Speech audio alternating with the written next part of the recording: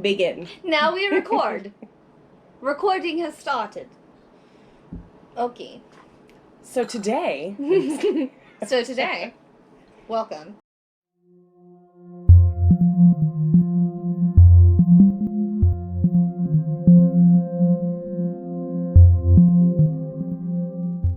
Today we're going to start, but literally today we're going to start our house switching series. Yes. So what we kind of want to do with this, just like a small little introduction, is kind of talk about how we bring our witchery into our homes and what our practice is at home. And I think that a very natural, inherent place to start is talking about like cleansing and clearing things. Yes. Because it's very important to get out the things that you don't want, but also understanding that you have to replace that with something else. Yes. Once you're done. Cleansing versus clearing. Yes. And when we're recording this, it's at the start of the new year, which is what we thought would be a good place to start with this kind of series, is how do you start the new year off right? What practices do you do in your home for like the normal new year? So that's why we wanted to start with cleanses versus clearing. Go. So, Alyssa. Yes. What does cleansing mean to you? To me, cleansing is more of like transformation of something. It's not necessarily like a full removal of everything that lives in said thing or person. Right. Depending on what you're talking about when it comes to cleansing versus clearing. To me, that's more so things like washing something, salt bath, sparing something in salt, just doing a removal of things that are stagnant necessarily, but not necessarily like I want it stripped away. Yes. Yeah, and I agree with that. To me, when I think of clearing something, it brings to mind stripping away. Yeah. But when we cleanse something, that's not what we want to do. So we want to clear it, but we also want to bring something back into it. When we're cleansing, we're replacing something with something else. Or even, I think sometimes just getting the energy moving to a different direction. Yes, you know? Taking the energy that something already has and translating it into a different If it's stagnant, unproductive, like how do you get it working to your benefit of whatever you're trying to do? Yeah. Yeah. So, for me, when I'm cleansing something, I like to use herbs to cleanse. I also like to use, which is something we're going to make later on today, sprays to cleanse either an object or a room. I've made sprays to spray myself with before. Floor wash is something that I do to cleanse. For you, how do you typically like cleanse something? It could be like physically like cleaning, like scrubbing something down. Vinegar I actually like to use often. Yeah. I actually do like a vinegar wash on my altar. And it's funny that we're talking about this because today I was doing a deep clean on my house and just started repeating this mantra as I was cleaning the house. And then when I was done, I was like pouring sweat, had to get myself back together. So I went to take a bath and I started shampooing my hair and I was like, oh. And that mantra just poured through me. So I feel like words sometimes can be plenty cleansing enough. Yeah. You know, not thinking of it necessarily from a physical aspect, but your intention that you're cleansing it with. Yeah. And that's funny because we also, like, when we wanted to talk about this, we wanted to talk about how to cleanse an object, but then also how to cleanse a person. Yeah. Right? Yeah. And we had talked about this before. Before we do, like, ritual, a lot of times we spend time cleaning our area before we jump into a ritual. Because you want to feel like you're transforming the energy into a space before you transform it even more with a ritual. For me, I like to cleanse myself before a ritual, so I like to do a lot of like herbal baths, which is going to be something that we're going to talk about later on. But I like to do herbal baths. I like to bring stones in the bath with me. I like to take herbs and, you know, whatever my intention is, use those herbs in my cleansing. But speaking of mantras, I also like to talk to myself in the mirror. Yeah. To cleanse myself of my thought patterns. Yeah. and kind of just, not even just give myself a pep talk, just like, Cleansing of the mind. yeah, like real talk. Yeah. Like me and you in the mirror, this is what's going on right now. And you need to like either snap out of it or you need to do this. But it's just a real heart to heart with myself in the mirror to cleanse my thought patterns. Preparing yourself. Yes. Yeah. Yeah. And that's even on a daily basis. If I'm like I said before, you know, when I'm doing shadow work, sometimes I really gotta get in there. And that's the best way to like connect with myself is like really staring into my own eyes into those depths. And kind so of more really when thinking with cleansing, both with objects, with yourself, even with other people. Yes. Sometimes more of like transforming versus like banishing. Banishing, complete clearing of something. So when it comes to clearing. Yes. Yeah. How do you typically like to do that in your practice? I like to burn things. I like to burn. A lot. No, I use fire a lot, which is, I think, kind of funny because I'm more of the air type. No, you are an air. But when I feel like I need a complete removal of something, that is like my go-to tried and true. I actually set off the smoke alarm on the last full moon because I set up my cauldron inside since it was raining. 10 out of 10. Do not recommend. Do not recommend. Be safe in your practice. But like just even writing something out and burning it real quick, if you're, again, that goes from an object to a person, like even if you have thoughts that you need to like remove, you know, you're done with that thought process, you're done going through those cycles repetitively, write it out, burn it. Yeah. Burying things too. Yeah. Yeah, I think it's good. So speaking of that, in my shadow work, you know, I've really been trying to deal with things that I've been struggling with for a long time, but also things that are like recent that I've been struggling with. And, you know, I asked for Alyssa's advice and like how I should like move forward in dealing with this. And she gave me that advice of like writing out those thought patterns and fucking burning them. And it felt like such a release, and it did feel like it helped to clear like that thought pattern for myself. So not only is that helpful in clearing a space by burning something in the area, but like writing down a thought pattern, burning that.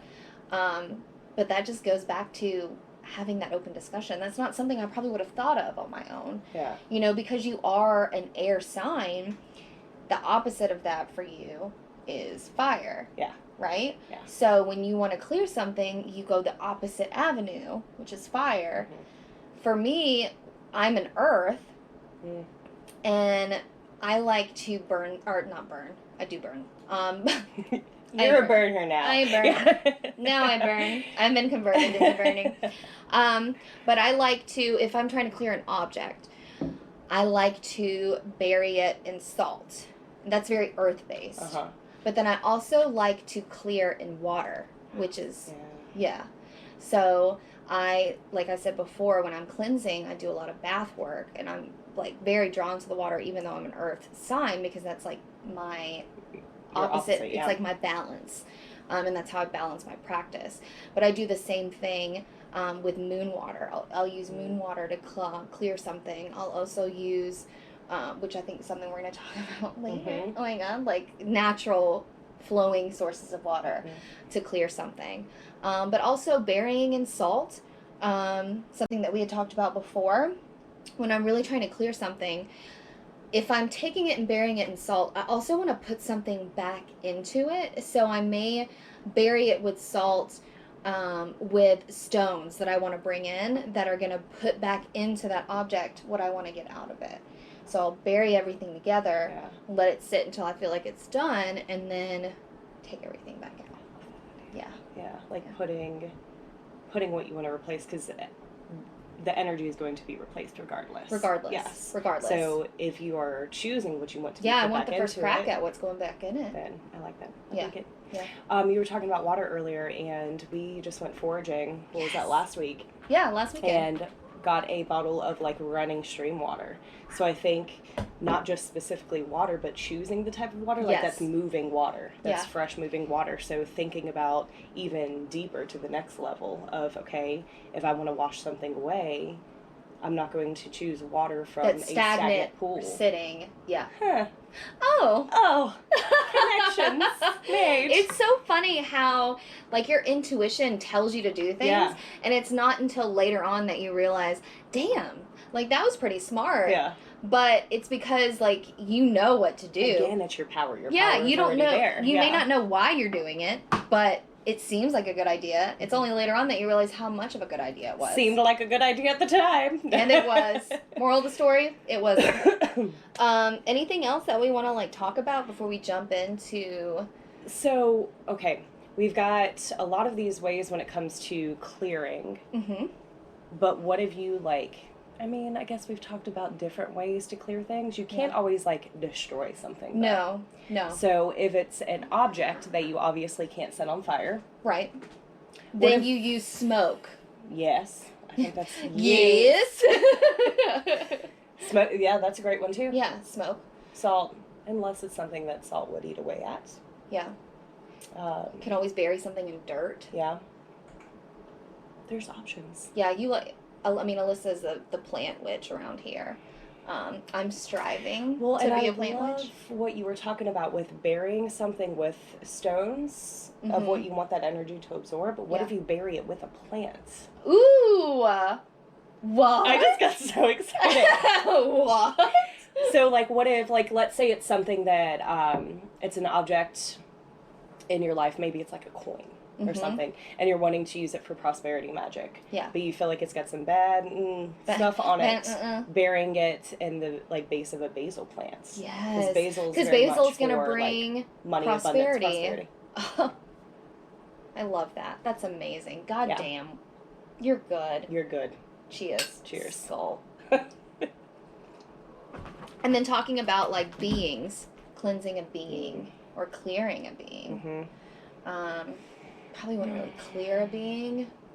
If you need to clear a being, maybe you just shouldn't have that being in your life. Yeah. Maybe it's time to cut that tether. Yeah, maybe it's go ahead and time to cut that cord. Yeah. But like cleansing another person, you could do that with smoke. You could do like a sweet smoke, burning lavender. That would be good. What about even just like an incense, like little sachet? Yeah, because I mean, during ritual, I love to burn incense. I'm very drawn to incense, and I love to burn incense in prepping for a ritual as well as like in the actual ritual. But using that incense smoke to also cleanse a person, cleanse yourself. Obviously, don't cleanse another person unless you have their permission. That's like a whole other can of worms. But using that smoke to cleanse another person. Typically in my practice, whenever my husband and I will do rituals together, we'll cleanse each other before. Sweet. Oh God, it's so romantic. That's really sweet. But I think that's a good practice to have. Like, you know, if you're really about to do some fucking work, like some dark, deep, dark goddess shit, you don't want to bring everything else all your into baggage. it. You want to go ahead and cleanse yourself before you jump into all those demons.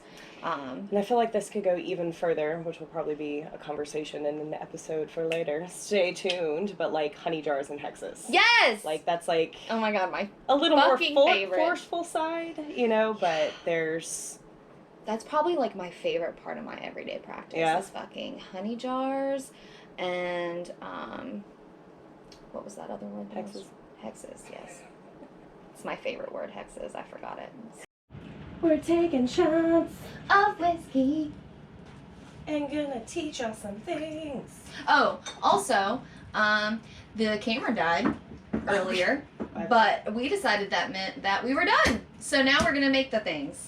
Make some things. So we're gonna take a shot, and then we're gonna tell you what we're gonna make. It's a gun. Still.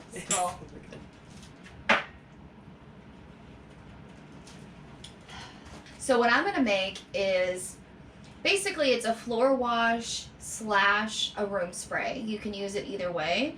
So the intent behind it is basically you can customize it to whatever you want, like whatever purpose you have.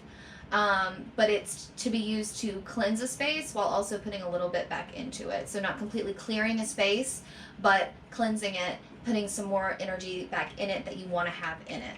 And I'll like walk you through how I like to do it. Like I said, it can be customized to what you want, what your purpose is, and what you want to get out of it. And for me, like, mine is very, this is just what I want to do, and this is how I make it. You can really take it and do whatever you want with it. Alyssa, what are you going to make?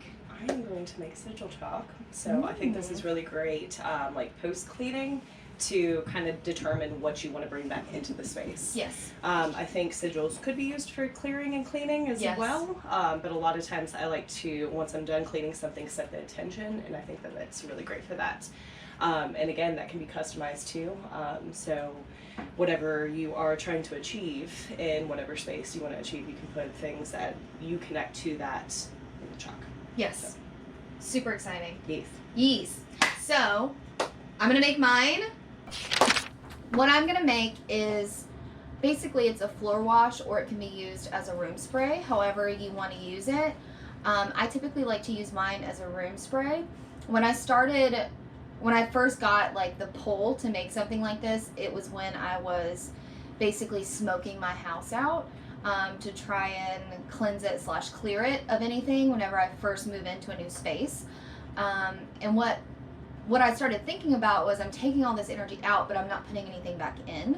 So instead of doing a smoke out, what I started doing is making a wash like this that is cleansing, but also puts a little bit back into it as well. So you're not just like taking everything out and then refilling it with bad energy. You're cleansing it, transforming the energy, and then putting a little bit more of what you want back into a space. The way I make it is very intuitive.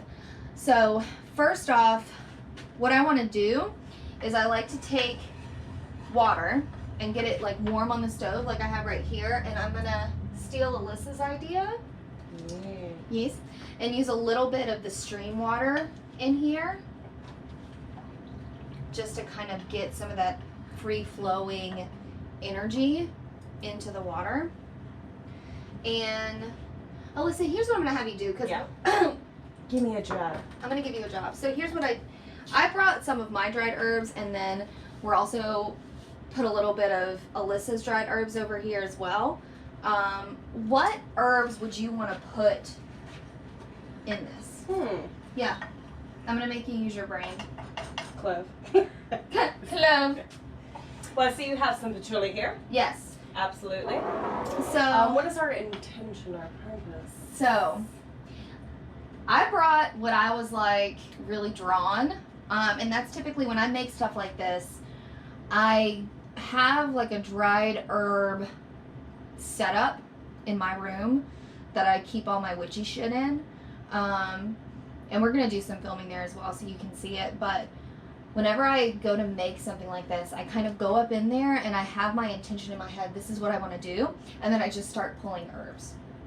So for this, like Alyssa is going to talk about later, clove is one of her like standby herbs. Like she uses clove in everything. Patchouli, I use in fucking everything. Grounding? Yes. So patchouli, very, very grounding, which I need a good bit. I need a good bit of grounding on a regular basis. So I always like to use patchouli in any work that I do. I also wear patchouli on an everyday basis for that same purpose, is to kind of bring myself down, bring myself in. Rose. Little love. Little love. In the home. Yes. And that was my thought when I got this as well, when I brought it in. Because to me, home is love. Like, I love going home. I love my home. So I like to keep that energy going by using rosebuds like this. Dandelion. What do you use this for? So, dandelion root. For me, this is very chakra 3. Okay.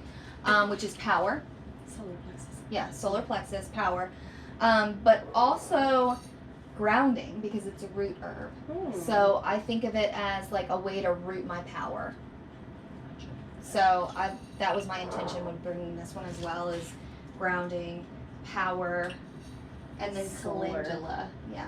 Also solar creativity. So calendula, to me, helps to liven up your creative juices. Also associated with like energy, sun. So I always like to use calendula in anything that I do in my home, especially for this type of purpose. So what we're gonna do is we're gonna let this simmer. Did you want lemon balm? Yeah, I like lemon balm. Yeah. So I like lemon balm because it's energizing to me. It's fresh, and I want that feeling when I walk into my house. And she homegrown. And she homegrown because Alyssa, a little plant witch, she grew these from The earth. little babies in the earth. From the earth. So what we're gonna do is I like to just let this kind of cook for a little bit. And this is just water. Yeah, this is just water. I use regular, just old tap water. I threw a little bit of stream water in there. I didn't harvest enough water to do it all. Ideally, I would have, but I didn't think about it until right now. So It looks like a beautiful tea. it does. It's gorgeous. You don't have smell-o-vision, so you can't smell it, but cooking Yet. it just helps to like bring out its aroma. Oh, I have an idea. Yeah. A little aloe. Yeah, Yeah. put some aloe in there. Let's see. And while this is cooking, and while Alyssa is harvesting some aloe, I'm going to show you next step. So, next step. Soothing energy. So, I will tell you, because a lot of the stuff I do is very intuitive.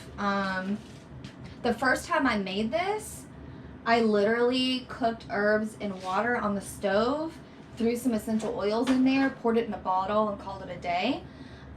Unfortunately, it molded in like a week because I didn't realize or think about the fact that it needed something to not, what do you say, like a preservative? Yeah. Yeah, so it wouldn't mold. So we use vodka. Vodka. Vodka. My parents actually bought this for my husband as a Christmas present. Solely because the bottle is fucking cool as hell. But we don't drink vodka, and so I've just been using it for witchy shit. Because, Thanks, Mom and Dad. yeah, thanks, Mom and Dad. But then we'll have the bottle, and then we can use the bottle for witchy shit. Great. Great. So you want to just fill it up. I don't want to make a lot of this right now. I'm just going to make a little bit, so I didn't fill it all the way up. If I was really going to make this whole thing, I would fill it up to about here. But because I'm not going to make a full bottle's worth, I'm just going to put a little bit in there for now. I'm going to give this a little stir. While that's finishing up, I'm going to go ahead and hand me some essential oils. Okay. I'm going to put, Bergamotes. yes. Lavender. So I'm going to put essential oil drops in our bottle. So first off, I like to use bergamot because it is very citrusy. And I like citrusy aromas because to me it's very like energizing, freshening, helps to liven a space up. And usually when I'm making something like this, that's the goal I have in mind, is to basically re-energize the space as well as cleansing it. Oh dear. Oh no. Oh no. Got it.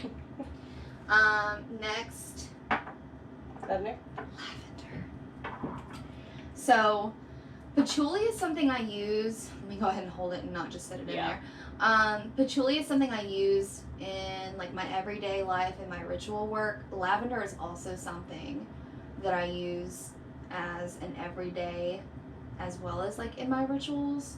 So when I got married, instead of having fresh flowers, we have dried lavender everywhere. And we kept all of that dried lavender in our house. So whenever we do ritual, we use dried lavender from our house. And because of that, I use a lot of lavender in this type of work. And then lemon.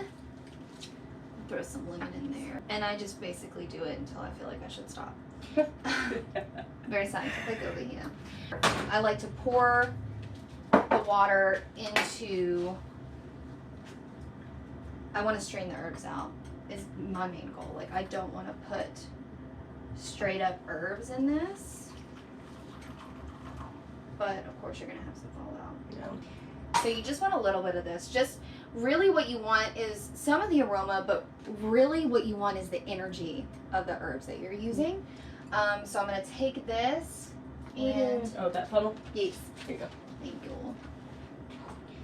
And I'm going to funnel some of this in.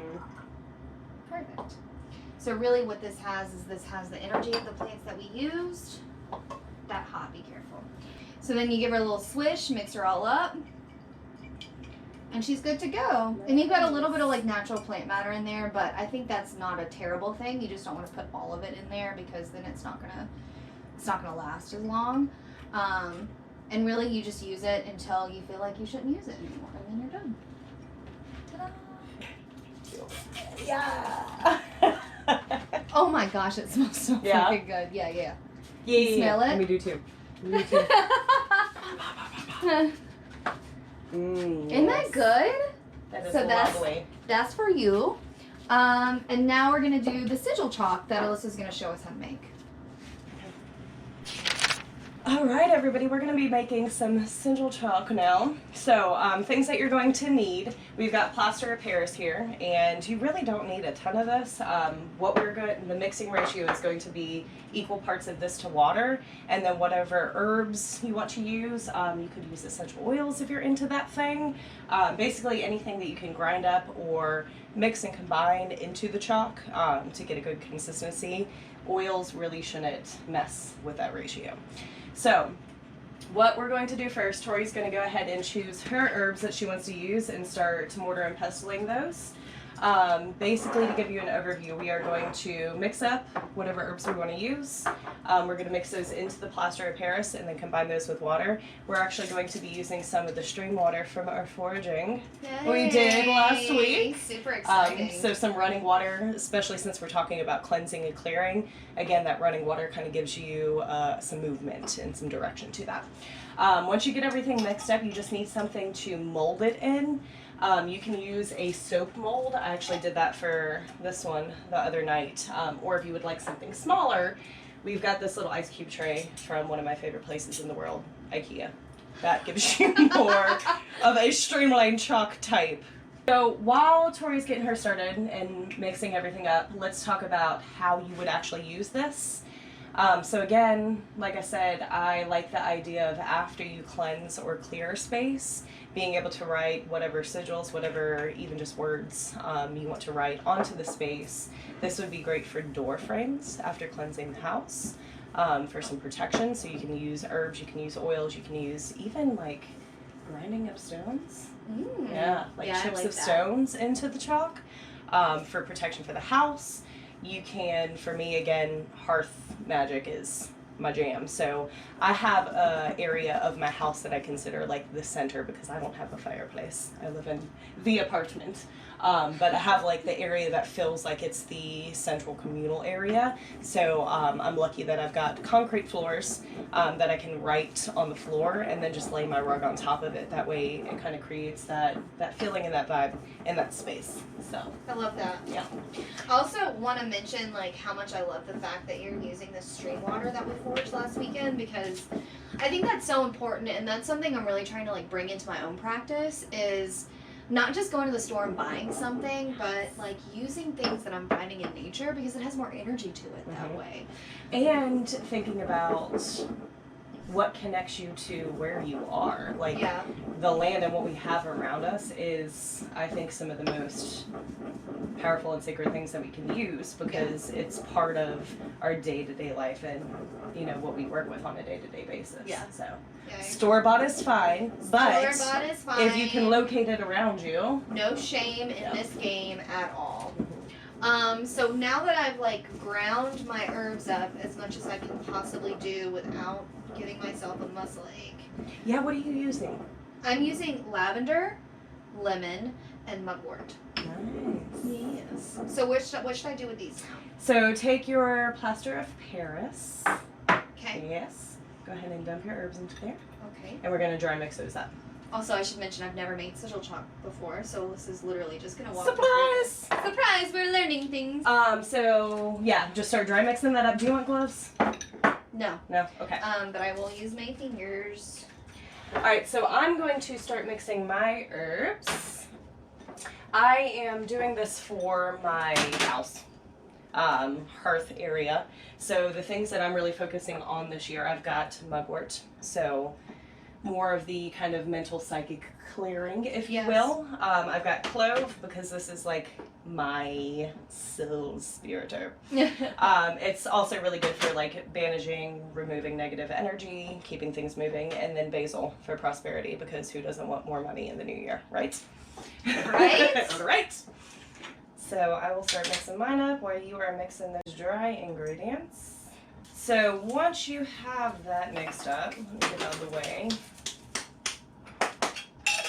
There is a little, yes, right there, little measuring cup on the sink. Uh-huh. We're gonna do half of that. Okay, so this is basically like 1/8 of a cup of water that we're adding? Yeah. So what I measured out into the bowls for the plaster of Paris is 1/8 of a cup. So I just literally- equal parts. Literally almost got water out of the sink, even though we talked about using this. The straight water. Because... I'll let you scoop over so that they can see you mixing your molds. Hello. Okay, so I'm going to use 1/8 of a cup of this. Okay. I might have a little bit of your intentions in here because I didn't work this out, but I'm okay with that. Well, We're twinsies already. Yeah, exactly. We do everything the same without even meaning to. It's fine. Everything's fine. Okay, so now I just need to mix this up and then pour it in the mold. Mm-hmm. Would you like a spoon or hands? I'm going to use my hands. Okay. This feels right. Woman after my own heart. I'm going to use my little talons. Saying to the wise, after you have mixed this up, make sure you clean everything immediately after, because it's going to start to really, really harden. I have accidentally splashed some in places and on dishes and not realized it, and the next morning still been able to get it up, but you kind of have to like scrape it off, so just be Very mindful. Okay, so now I'm going to pour it in here. Yep. Oh I think it gosh. should give us one. Why don't you lay it and just lay it flat? Yeah, because I can get it off the stove if need be. Okay. I'm just going to spread my herbs a little bit around. And you could even, if you wanted to, sprinkle a little bit more because like this lavender is really finely grown. That's what I was going to say. Like yeah. you can put more on top. Yeah. I'm going to use my other hand and not my plastered hand to get more lavender out because that just feels like the right thing to do. I'm just going to do a little bit of that. So that's going to give us how many? 2 bars about? 2 bars, yeah. So if you want to do more, prepare more, then I would say probably 1/4 of a cup. Yeah. Of each. Yeah. Yeah. So you did 1/8 of a cup of plaster of Paris and then 1/8 of a cup of water. And if you want to get real weird with it, you could put a little blood in like I did the other day. Yeah, we were going to do that on camera, but I really like that idea. I like to use a lot of blood in my... Or even, like, what if you used, like, a strand of your hair and kind of wrapped it in so it's, like, extra bit of yourself in there. I mean, I love using parts of yourself in your work because ideally the work and the practice that and the rituals that you're doing are around you. So using yourself in it is super important, I think, to that practice. Mm-hmm. So you're using mugwort, basil, and clove because you use clove in everything. And it's so funny because I like don't use clove at all. Yeah. I don't even think I have clove. See, I don't. Justin gets mad at me too because my fiance, he is a fantastic chef. Mm-hmm. I am miserable in the kitchen when it comes to You're not. cooking. I like baking, but I'm not a big cook. Mm-hmm. That's one thing I'm working on this year. But every time he cooks something that is kind of like spicy, like a soup or anything, I'm like, put some clove in it. And he's Just like, go- I'm not putting clove in Go this. ahead, Yeah. throw a little bit of clove in there because it's only gonna help. It's not Yeah. gonna hurt. So I'm gonna go ahead and pour mine into this mold. I think using something that has a pour spout in it will Would be helpful. good. Yeah, that's a great idea. Yeah. Hindsight is 20/20, right? Well, no, like Yeah. that's part of what this is like learning as you Yeah. go. I went ahead and got your clove out, so you could Thank sprinkle you. some clove. You know me too well. Ugh. Gosh, it smells so good though. I know. Mmm. I very much believe in having like a signature Aroma. aroma Yeah. when it comes to herbs. Yeah. You guys already know what mine is because Like- I already talked about what mine is. Ooh. No such thing as too She's much. strong. Okay. How long should we let these sit? I normally just let it sit overnight because I want to be sure that it's hardened. Yeah. So if you're wanting to use it for something specific like a ritual, then prepare it the day before. So we're gonna let her just sit, especially because it is like a plaster. It's gonna be fragile. So make sure whatever you use as a mold, you're not gonna have to like zhuzh it crack too much. it. Yeah. Because I had talked about before using like an ice cube tray to do this, because like you want to use stuff that you already have. You don't like, we never want to talk about something that you're gonna have to like go to the store and buy a bunch of shit in order to make. Yeah. And an ice cube tray is something I think everyone has in their home, but I can see that being a little bit more of an issue because it's not as like smooth as like a silicone mold is. Yeah. Even I mean what I used for this one was this, so it's still hard plastic. It's like a soap tray from Michaels. So. Yeah. Just as long, but I think with that it was more successful because it's a bigger shape, so you can just kind of pop it out. Yeah, so just make sure you don't have to like really put a lot of pressure on there, otherwise it'll probably crack the plaster. Okay. Yeah. So we'll let her chill and set and do her thing, and then after that, use it as you will. Right away. Do what thou wilt. Do what thou wilt.